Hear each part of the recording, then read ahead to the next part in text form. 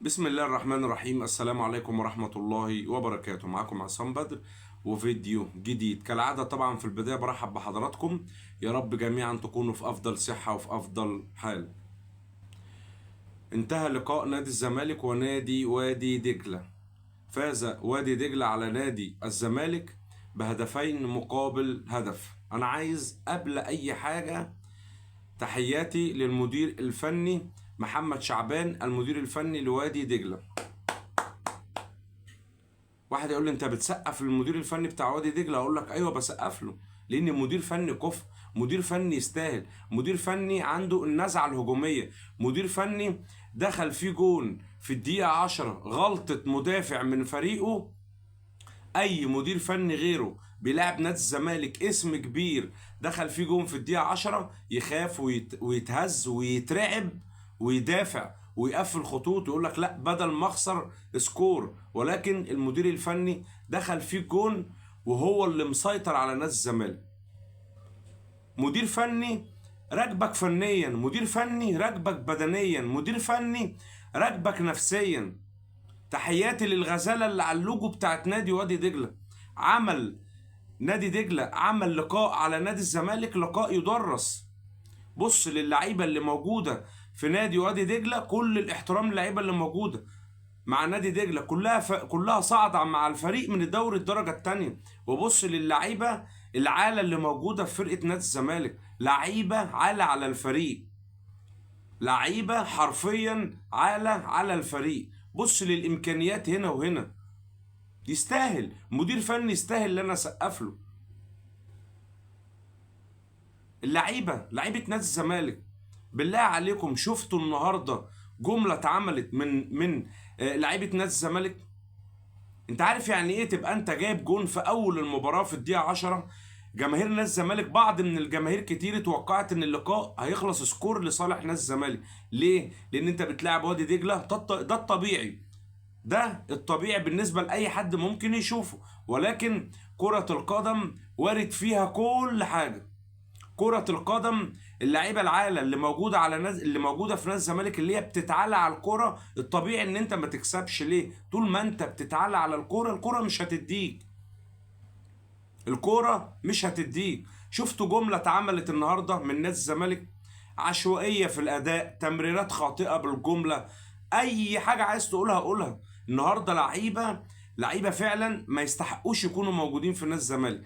شيل منهم كام لاعب والباقي كله يتردم، الباقي كله يطرد بره الزمالك. واول اللعيبه اللي تطرد بره نادي الزمالك هو احمد فتوح. واحد يجي يقول لي طب ما اللعيبه كلها وحشه، طب انت ليه قاسي على احمد فتوح؟ اقول لك لان احمد فتوح ده بيعمل اللي هو عايزه في نادي الزمالك. اول مره اشوف لاعب نازل يعني بيتنك على الكوره، نازل بيتعالى على الكوره، وشه في حته وبيباصي الكوره برجله في حته تانية. في لاعب في الدنيا بيباصي الكوره من غير ما يبص يشوف هيرجع الكوره لمين؟ ده لاعب ساذج، لاعب مستفز. ولكن ده احمد فتوح المحمي داخل نادي الزمالك، ده احمد فتوح اللي بيروح يسهر وبيرجع للتمرينات، ده احمد فتوح اللي بيتعدى على قرارات نادي الزمالك المحمي من رجل الاعمال الزملكاوي، احنا عارفين مين طبعا، وفي الاخر بالتليفونات بيرجع التدريبات. فالطبيعي انت عايز ايه من اللاعب؟ عايز ايه من لاعب محمي من نادي، من راجل بيدعم نادي الزمالك؟ عايز ايه؟ يعمل اللي هو عايزه. لاعب مستفز، لاعب مستهتر. النهارده احمد فتوح يعني يمكن بشكل كبير رصيده نفذ عند جماهير نادي الزمالك. واحد هيجي يقول لي يا عم واحد الله، ما الكوره واكبر اللعيبه بتخطئ. اقول لك اكبر اللعيبه بتخطئ، ولكن في لعيب عنده احساس المباراه، في لعيب عنده الحساسيه بتاعه الملعب، في لعيب بينقل فرقته من الضغط اللي هي فيه للناحيه الهجوميه. انت راجل في نص الملعب، في نص ملعبك، انت بترجع الكرة بالشكل ده ازاي؟ ايه المبرر اللي انت ترجع الكرة بالشكل ده؟ طب ما تطلع الكرة قدام. بص لاحمد فتوح، وشه ناحية نص ملعب الخصم وبيرجع الكرة برجله ومش شايف مين اللي بيلعبها له. دي فزلكة في الكرة ولا مش فزلكة؟ الكرة ما بتديش اللي بتفزلك عليها. في لعيبة كتير مخطئة، في لعيبة كتير ما تستاهلش ان هي تبقى موجودة في نادي الزمالك. لعيبه كتير جدا. بص لشكل نادي الزمالك النهارده. ولكن اللعيبه بتدي الكوره، بتدي المجتهد اللي عايز يكسب وياخد بطوله بيتنافس في الملعب، بيقفل المباراه على الخصم بتاعه. هتنافس على الدوري بأني شكل؟ النهارده المنافس بتاعك اللي هو في المركز الاول اللي هو النادي المصري فاز النهارده 4 وبقى عنده 11 نقطة، بقى في المركز الأول. أنت بقيت في المركز الثاني عندك 10 نقط. واحد هيجي يقول لي ما الدوري لسه كبير وفرق النقاط قريب، أقول لك عيب بقى، عيب بقى الكلام ده، عيب بقى. ده أنا نادي الزمالك، ده ال3 بونت بتوع وادي دجلة دول أنت لو كنت كسبتهم ب6 بونت يا راجل. 3 بونت دول ب6 بونت. المنافس مديك هدية، ولكن انت معاك موظفين، انت معاك لعيبة لا تصلح ان هي تبقى موجودة في نادي الزمالك. طيب انا عندي اللعيبة، لعيبة يا جماعة، لعيبة نادي الزمالك. شفت اللعيبة اللي هي كل لاعب مربوط في رجله كيس فيه 5 كيلو رمل، لعيبة مش قادرة تشيل رجلها. شفت جملة فنية اتعملت النهاردة في اللقاء؟ لا. طب شفت حمية من لعيبة نادي الزمالك؟ برضو لا. طب شفت حاجة من نادي الزمالك بتدل ان نادي الزمالك عايز يكسب وياخد ال3 نقاط؟ برضو لا. طب هنا السؤال، الراجل يانيك فيريرا المدير الفني بتاع نادي الزمالك موجود على الخط بيعمل ايه؟ انا فريقي كسبان، خرجت الشوط الاول كسبان 1-0، الشوط الثاني اتعادلت. ولما تشوف بقى الاجوان اللي دخلت في نادي الزمالك تعرفك ان اللعيبه دي تايهه، لعيبه يعني بص تقدر تقول في البلاله الصحبه عايشه. شفتوا حمو بيكا بيقول لك في البلاله الصحبه عايشه والكلام ده كله؟ تقدر تقول اللعيبه دي نفس النظام كده، تايهه في الملعب.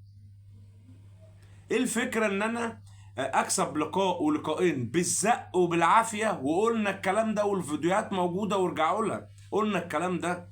قلنا انت بتكسب، مهم ان انت تكسب والاداء بيتحسن، لكن انت كل لقاء ادائك ما بيتحسنش، كل ماتش ادائك ما بيتحسنش. فالطبيعي اللي انت لازم تيجي في ماتش وتتعثر فيه. النهارده محمد شعبان المدير الفني وادي دجله هو اللي انتزع، هو اللي فرض سيطرته على نادي الزمالك، هو اللي فرض اسلوب لعبه على نادي الزمالك، هو اللي فرض خطته على نادي الزمالك. يستاهل ال3 نقاط بتوع النهارده. ليه؟ عشان انا عندي موظفين، عندي لعيبه اهم حاجه عندها الراتب، اهم حاجه عندها الفيزا اتملت ولا لا، اهم حاجه عندها انا غيرت العربيه بتاعتي ولا لا. اللقاء القادم ليك بعد التوقف الدولي بتاع المنتخب هيبقى مع النادي المصري. هتلاعب النادي المصري ازاي بالشكل اللي انت فيه ده؟ انا محتاج حد يعرفني هتلاعب النادي المصري ازاي بالشكل اللي انت فيه ده. طب لما نيجي نبص للاهداف اللي دخلت في نادي الزمالك، الهدف الاول اللي هو جابه في الدقيقه 60 اللي جابه احمد فاروق المهاجم بتاع وادي دجله. الكره طبعا لعبها محمد صبحي، ارتدت لنص الملعب، رجعت لفرقه وادي دجله. الاهانه في الماتش، ما هو اللي ما ياخدش باله ان وادي دجله هان نادي الزمالك النهارده دي يبقى هو شايف حاجه غلط في المباراه، يبقى هو شايف حاجه احنا ما شفناهاش.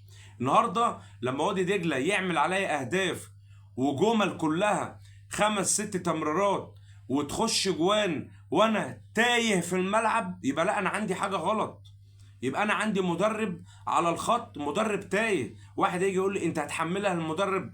طيب ما اللعيبه كلها تستاهل، تمام اللعيبه بتستاهل لان في لعيبه كتير ما تستحقش تبقى موجوده في نادي الزمالك، ولكن اللعيبه دي بتنفذ فكر مين؟ فكر المدرب.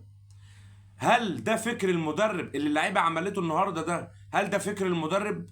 هل لقاء ما يكونش فيه ولا جمله فنيه النهارده يبقى ده فكر المدرب؟ دي تبقى كارثه، دي تبقى كارثه. هتكمل في الدوري ازاي بالشكل ده كده؟ هتلاعب بيراميدز، هتلاعب النادي الاهلي، هتلاعب لسه في فرق برضو امكانياتها في الكوره احسن من وادي دجله. هتعمل معاهم ايه؟ مع احترامي لوادي دجله، وادي دجله في قاع الترتيب.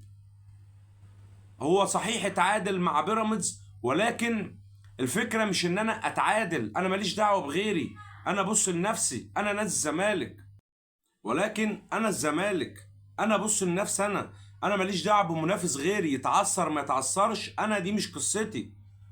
انا النهارده شكل الفرقه وشكل اللعيبه العالة اللي موجودين دي فرقه تنافس على الدوري؟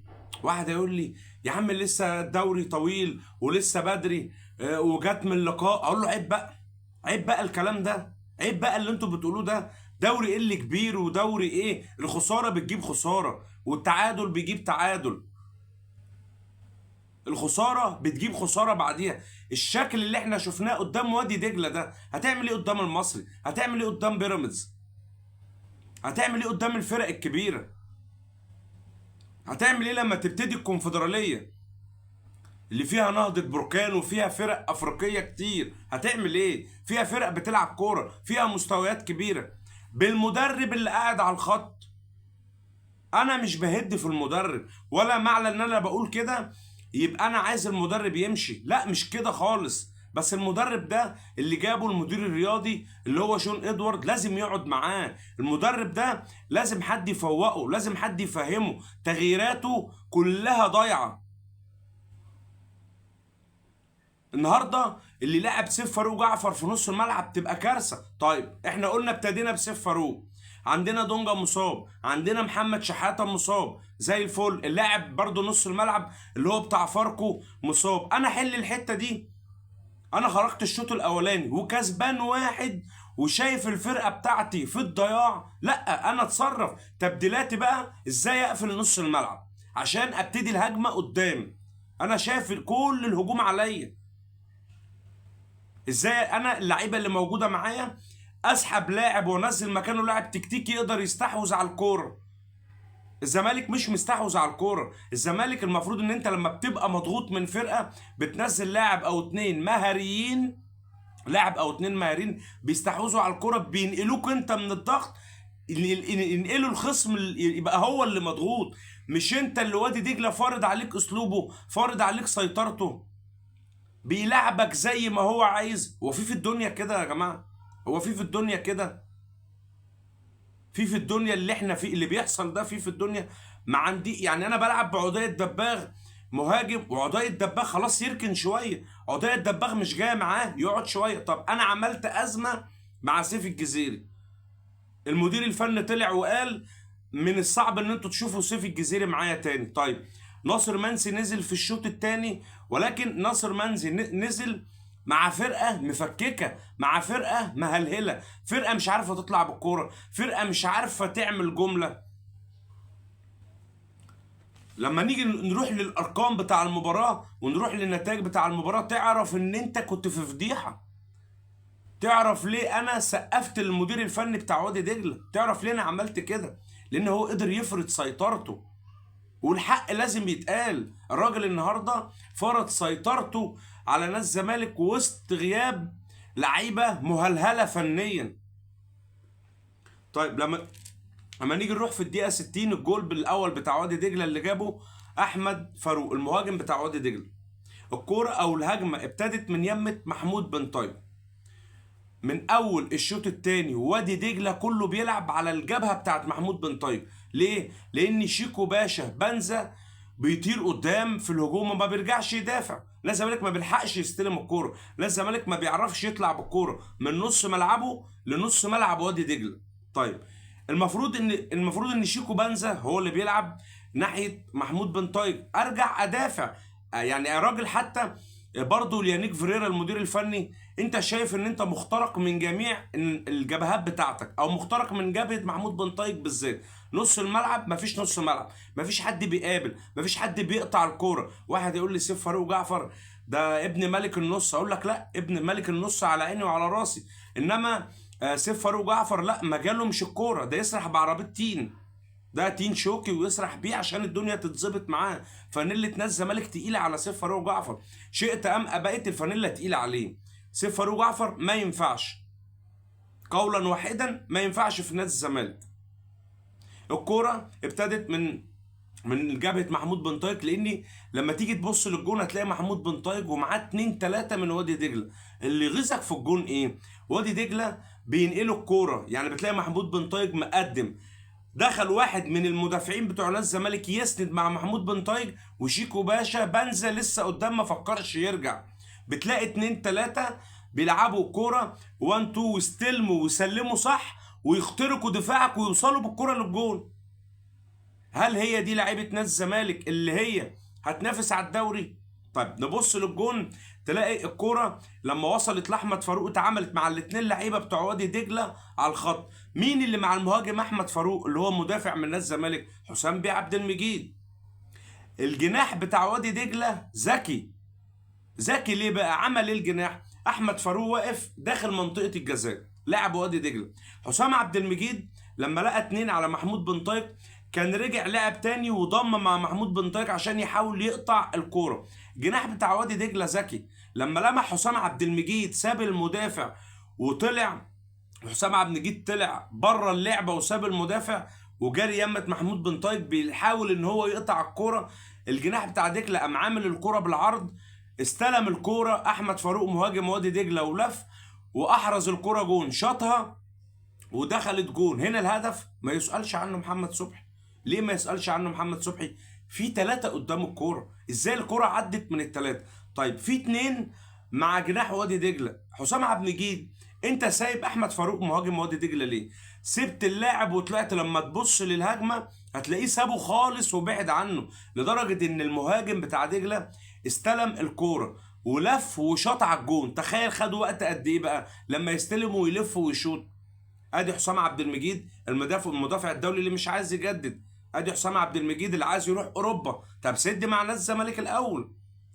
سبت الراجل وطلعت قدام ليه؟ لا والله اصل انا كان في واحد واقف بيفرق حلويات بتاعت مولد النبي، قلت اما اروح الحق علبه واجي. راح جاب العلبه وجه، على ما جه ولف لقى الراجل شاط الكوره ودخل الجون. بيلف وشه كده طبعا لما سابه ورجع لقى الكوره احرزها هدف. هو الراجل ما كانش فاضي، كان بيطمن بيشوف علبه الحلويات فيها سودانيه ولا لا، بيشوفها فيها جوزة الهند ولا لا.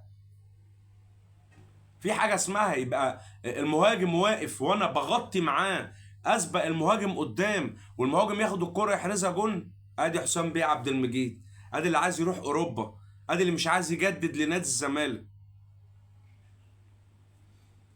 اللعب كله، كل اللعب بتاع دجله طول الشوط الثاني من جبهه بن طيب، كل ده في غياب تام للمدير الفني لنادي الزمالك. الراجل قاعد بره يعني في غيبوبه.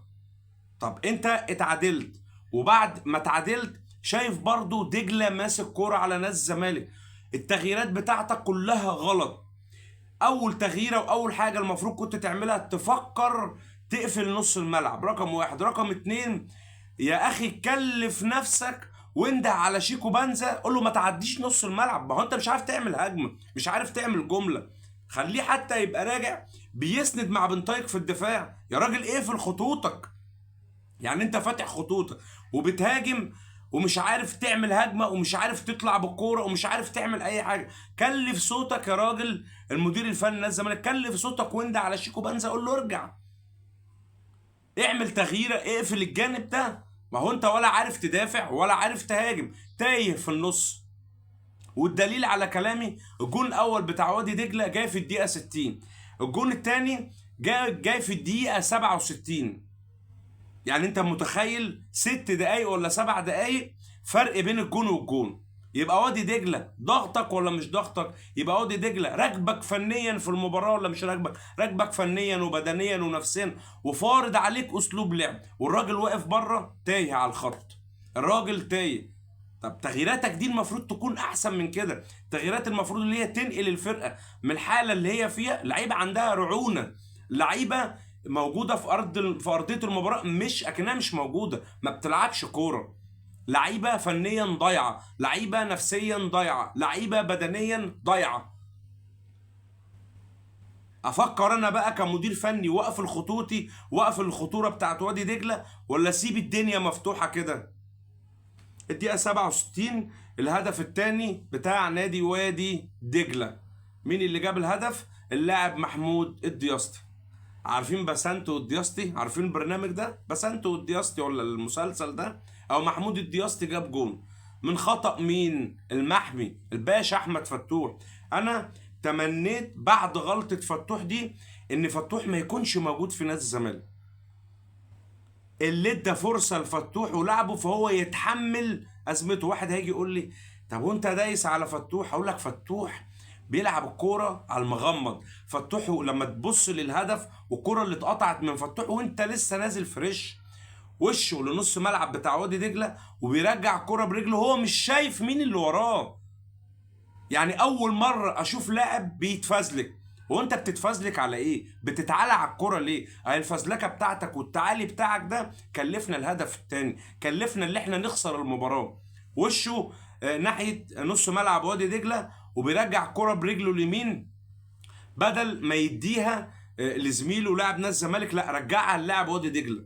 في حد بيلعب الكوره وهو مش شايف؟ ده فتوح بيه المحمي. المحمي من الاستاذ ممدوح عباس اللي بيدعم نادي الزمالك. ده فتوح بيه. فتوح بيه اللي بيغلط وبيروح يسهر وما بيتعاقبش. فتوح بيه اللي بعد ما نزلت عليه عقوبه مليون جنيه واستبعدوه من التدريبات الجماعيه، وفي الاخر خالص جابوه تاني. فتوح اللي بعد ما اتعاقب راح السخنه ورجع تاني. فتوح اللي بينزل صور ليه على مواقع التواصل وهو بيطبل وبيرقص ومش في دماغه ليه؟ ما هو محمي، ما هو المحمي من اللي بيدعم الزمالك.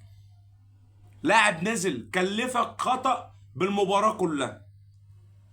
واحد هيجي يقول لي طب ما كل اللعيبة وحشة، اقول لك كل اللعيبة وحشة تمام انا معاك، ولكن لما تتعالى على الكرة يبقى لازم تطرد بره نادي الزمالك. لازم تطرد بره النادي، ما تكملش في النادي. الاجوان بتاعت وادي دجله لما جون يجي في الدقيقه 60 وجون يجي في الدقيقه 67 يبقى هو مسيطر عليك في المباراه. فين نادي الزمالك؟ فين المدرب بتاع نادي الزمالك؟ كل اللعيبه في البلاله، كل اللعيبه تايهه، كل اللعيبه مش موجوده. طيب نيجي للدقيقه 71، طرد لمحمود حمدي الونش. انا سؤالي انت راجل خسران، فريقك خسران 2-1 وفي ركنيه بتتلعب لنادي الزمالك وانت بتلعب مصارعه. لاعب دجله بيستفزك طبيعي، ما هو كسبان وعايز يخرج بالنتيجه كده. ليه؟ لانه هو صدق نفسه وفرض اسلوب لعبه على نادي الزمالك، فلازم يعمل معاك كده، تديله بالكوع كده. وانت بتلعب مصارعه يا ابني، فين الصبر بتاعك؟ فين قوه التحمل؟ انت بتلعب في نادي كبير. طرد مستحق، طرد يعني مليون في المية مستحق لمحمود حمدي الونش. الكوع باين، ما حدش يقول لي اصل الحكم ومش عارف. لا الحكم ما ظلمش الونش، ضارب لاعب وادي دجله بالكوع، لازم يديله طرد مباشر. مضغوط من ايه؟ انت مضغوط من ايه؟ انت خسران متصاربع عايز تجيب الجون، ولكن انتوا كلكم تايهين، انتوا كلكم تايهين يا راجل. ده في الجون الثاني بتاع وادي دجله الكوره لما اتلعبت واتشاطت من محمود الدياسطه لاعب وادي دجله، صدها محمد صبحي. محمد صبحي عمل اللي عليه بزياده في الكوره، صد الكوره، وبعدين في الاخر الكوره اتردت تاني، اتلعبت بعد ما صدها صبحي طلعها بايده، طبعا طلعت على الجنب. وصبحي بقى مش هيميز هيطلع الكوره ازاي. عمر بيه جابر واقف، هي الكرة وصلت للاعب اللي في ظهر عمر جابر. طيب عمر جابر انت واقف، مش المفروض تضرب الاوفسايد؟ مش المفروض انت اللاعب اللي انت واقف في ظهرك اللي هو جاب الجون ده اللي هو محمود الدياسطي، انت ولا منك خدت خطوه لقدام وقعت اللاعب في الاوفسايد، ولا منك واقف صح؟ انت التمركز بتاعك مش صح، لان اللاعب الكرة اول لما جات له استلمها وشاطها في الجول، يعني ولا منك قطعت الكوره واللاعب واقف في ظهرك ومش شايفه. ده برضو دليل على حاله التوهان اللي عند اللعيبه، ده دليل على الحاله اللي عند اللعيبه، عندهم توهان على اعلى مستوى. ولا منك وطلعت قدام سنه وقعت اللاعب في الاوفسايد وسبت الكوره وجات جول. عمر جابر ده انت عملت الموسم اللي فات، انا قلت بتاريخك كله في نادي الزمالك، بتاريخك كله، ليه بقى بتضيع كل ده؟ انا مش فاهم.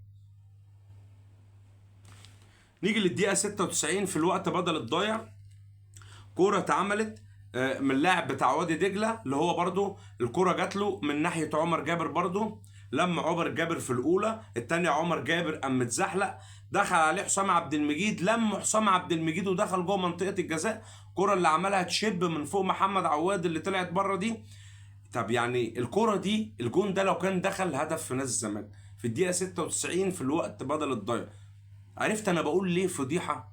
عمر جابر اتلم في الاولى، باع نفسه واتزحلق في الثانيه، دخل حسام عبد المجيد بيقطع الكوره، الراجل لمه وعمل الكوره تشب من فوق محمد صبحي طلعت بره. الحمد لله ان الكوره خرجت بره. هل اللي حصل في نادي الزمالك ده يليق بنادي الزمالك؟ هل جمهور نادي الزمالك اللي بيدعم الفريق دائما وباستمرار، هل الجمهور يستاهل اللي حصل من اللعيبه النهارده دي؟ لعيبه عالة طبعا، وهفضل اقول لعيبه عالة، هفضل اقول لعيبه عالة، وتاني بكررها. تحياتي للكابتن محمد شعبان المدير الفني لوادي دجله، عمل لقاء عالمي على نادي الزمالك، عمل لقاء كبير على نادي الزمالك. ولازم يانيك فيريرا المدير الفني لنادي الزمالك لازم يراجع نفسه، لازم يراجع نفسه. ليه انا بقول يراجع نفسه؟ لان انت الفرق بينك وبين المركز الاول اللي هو المصري بونت واحد، والخدمه برضو ان انت الماتش الجاي ليك مع النادي المصري اللي هو في صداره الترتيب، تكسب اللقاء الجاي لقاء المصري. ما قدامكش خيارين بأمر الله تعالى، بإذن الله ما قدامكش خيارين، لازم تكسب لقاء المصري، تعدي المصري ب2 بونت وترجع تاني تتصدر الدوري. مش لحد كده وبس، مش هينفع تمشي تنقط في الدوري.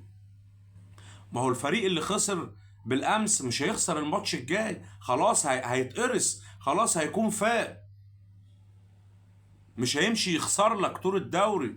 وبعدين انت بتلاعب، انت معاك منافسين كتير في الدوري.